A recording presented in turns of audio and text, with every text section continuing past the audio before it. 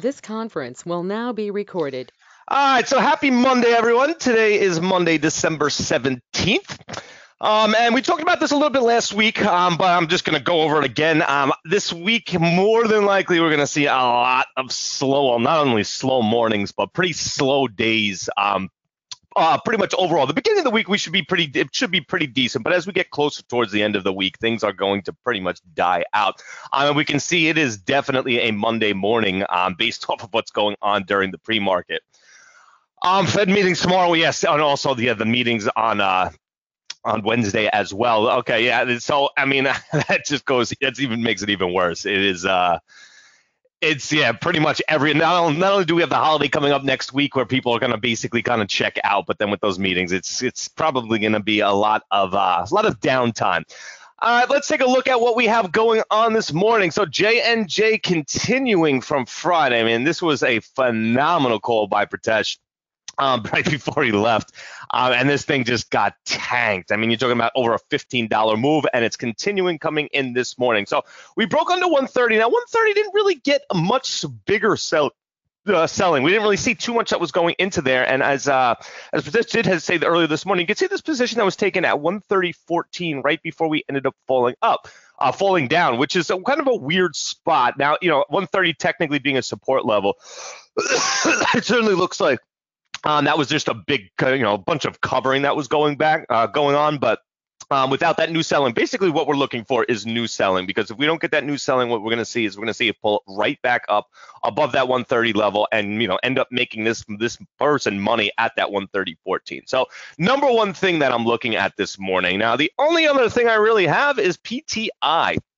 So PTI coming in this morning, someone took a pretty decent position that you can see right here over that 575 and right before that as well at that 580 level. So there's definitely new buying that's coming into it, and with these cheaper stocks, I mean, the volume is definitely a little bit low for what I would like to see, but I mean, that's just pretty much everything that we have out there. But what I do like that it's holding right now within this consolidation on no real trading that's going back on. So based off of those positions taken at 580, we're going to be looking for this thing to push up at 6, and then obviously at 6 we will look and see, if we get that new buying that comes in and shows us that we're going to be able to, a continued move to break up to at least this double top that we have. Well, technically it's going to be a triple top at that 620 level.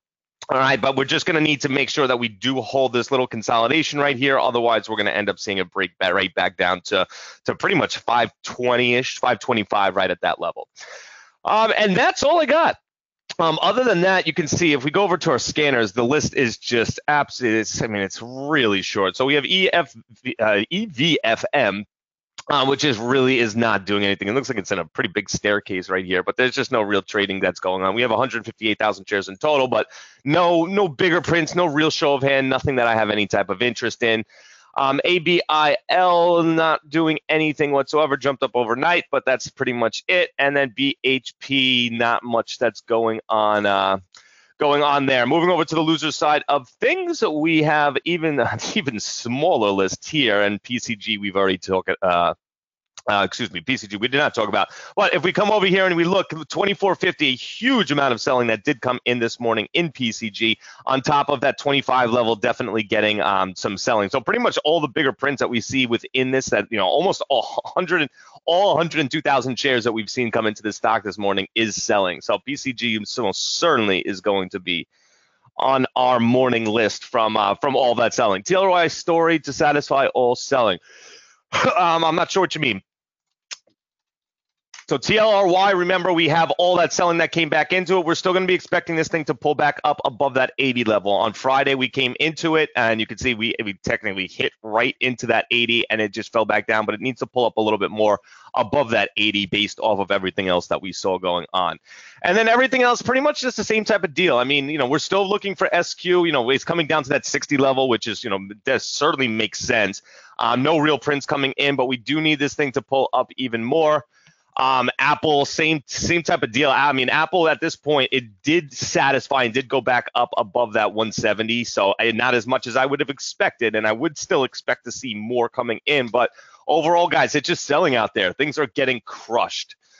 What about NBIX? Take a look. NBIX, I mean, it did exactly what we were expecting it to do. I mean, it ended up jumping back up and breaking up above where we saw that selling coming in, and it's just it's basically on its way back down. But we still have a huge amount of selling that we went in. But at the same time, NBX is not a good trade to look at every single day. I mean, if you look on average, it usually trades a very, very low amount, maybe 650,000 shares somewhere in there. So, I haven't looked at it since that one day because it's just not a good trading stock. AEO still needs to break underneath that 18 level. And if you come into earlier this morning, you can see we are getting selling that's coming back up above that 18. But at the same time, it's another one where it's just a really crappy stock to look for everything, to trade every single day.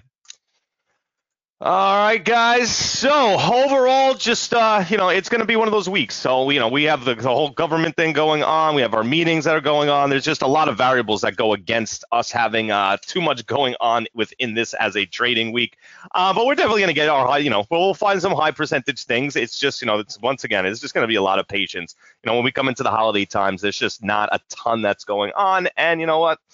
At the same time, it gives us a little bit of a break. It's, these times, perfect time to learn, perfect time to go over classes and really kind of sharpen your skills for when we get into this new year that's coming. All right, guys. So I will talk to everyone in the chat and happy trading.